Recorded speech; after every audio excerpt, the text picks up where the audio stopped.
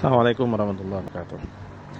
Eh, jadi kalau peristiwa yang kemarin itu memang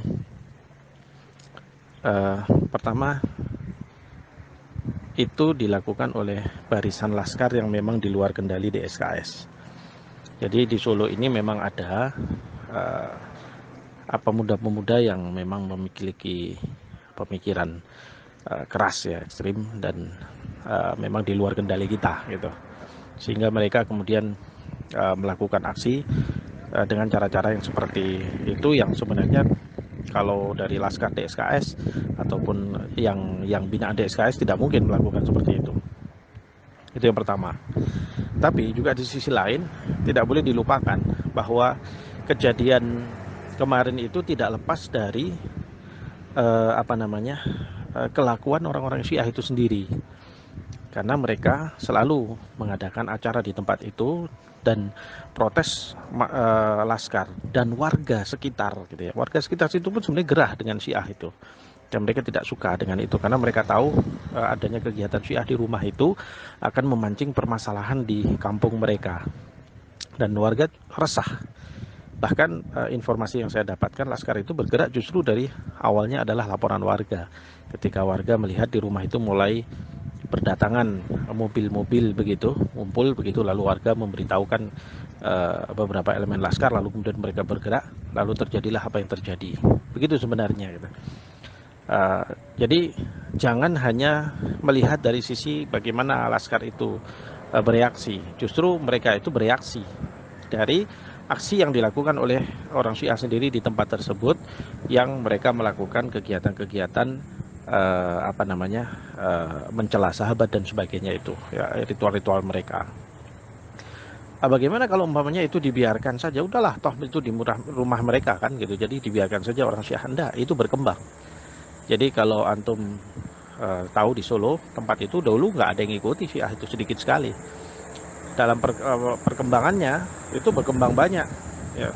Akhir-akhir sebelum terjadi sebuah sikap tegas dari sebagian kaum muslimin Solo terhadap tempat tersebut, ya pengikutnya semakin hari semakin banyak, menghadirkan jumlah banyak, bahkan dulu sempat sampai parkir itu di jalan-jalan itu penuh gitu.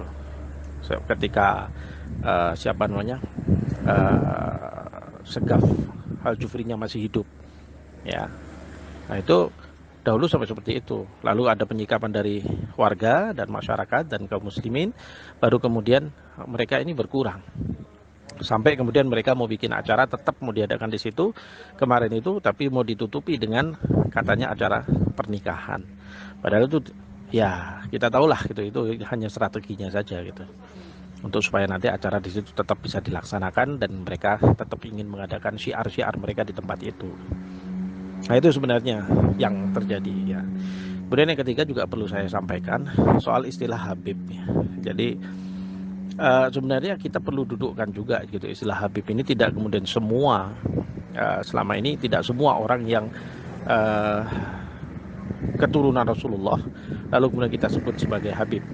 Ya, kita akan hormati siapapun keturunan Rasulullah dan kita cintai mereka dan kita hormati mereka selagi mereka bersikap adil dan bersikap baik terhadap dinul Islam, bukan sebagai orang-orang yang membawa ajaran-ajaran sesat, bahkan mencela-cela para sahabat kakek mereka sendiri, yaitu para sahabatnya Rasulullah Shallallahu Alaihi Wasallam.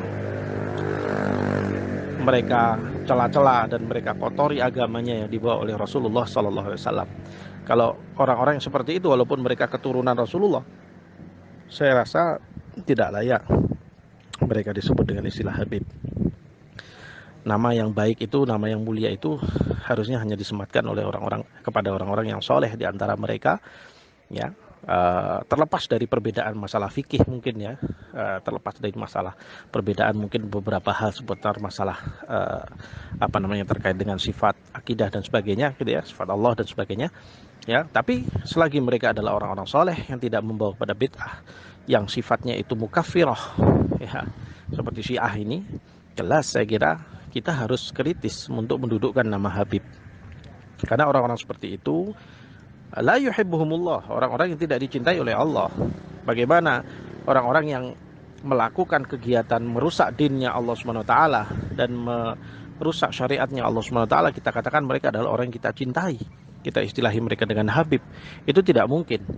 Maka kaum muslimin harus melihat kembali istilah ini dari apa yang tersebar di media sosial, ya, bahwasanya mereka ini para habaib yang dilukai dan sebagainya gitu ya. Itu saya garis bawah, ini hanya trik dan cara mereka untuk mencari simpati, ya, trik dan untuk mencari simpati supaya kemudian nanti mereka dapat dukungan. Bagaimana mereka akan kita sebut sebagai Habib kalau mereka ini adalah, maaf ya kalau saya agak sedikit bahasa saya agak kasar gitu. Mereka ini kan sebenarnya penjahat kelamin. Mereka ini kan pelaku mut'ah. Mereka ini kan menghalalkan apa yang diharamkan oleh Allah. Mereka merusak ayat-ayat Allah, bahkan mereka mencela sahabat-sahabat Nabi. Mereka adalah orang-orang yang menyebut istri-istri Nabi itu para pelacur. Jadi ini berat gitu loh masalah ini gitu. Jadi istilah Habib ini perlu kita dudukkan dulu. Jadi mereka yang Syiah, mereka yang menganut bid'ah-bid'ah sampai pada titik yang seperti itu, harusnya tidak disebut sebagai Habib. Apalagi kalau umat Islam tahu dengan orang-orang yang jadi korban di situ, ya, atau yang diserang itu yang namanya Habib, apa disebut Habib siapa itu, Umar, ya, Umar Al-Jufri atau siapa itu, ya, itu kalau di Solo sini di Pasar Klewer disebut dengan Umar Kebu, maaf ya, Umar Kerbau gitu, orang nyebutnya begitu karena memang ya orang sudah tidak punya hormat karena memang ya kelakuan hariannya juga begitu gitu loh. Nah, ini juga satu hal yang harus kita waspadai, jadi jangan mudah terbawa dengan itu. Ya, ini terlepas dari saya mendukung aksi para laskar itu kemarin. Saya sama sekali tidak mendukung dengan cara-cara demikian, dan saya menyesalkan kejadian itu disikapi dengan begitu keras seperti itu. Harusnya disikapi dengan lebih bijak, ya, menggunakan cara-cara yang lebih efektif, yaitu cara yang lebih strategis untuk supaya mereka berhenti, ya. Tapi saya juga harus adil. Laskar itu sampai kemudian emosi sedemikian rupa, kemudian terjadi kekerasan seperti itu juga bukan tanpa sebab, ya. Jadi sebelumnya memang sudah ada hal-hal yang membuat akhirnya mereka begitu memuncak emosinya sampai kemudian terjadilah apa yang terjadi kemarin. Ya, mudah-mudahan ini bisa menerangkan.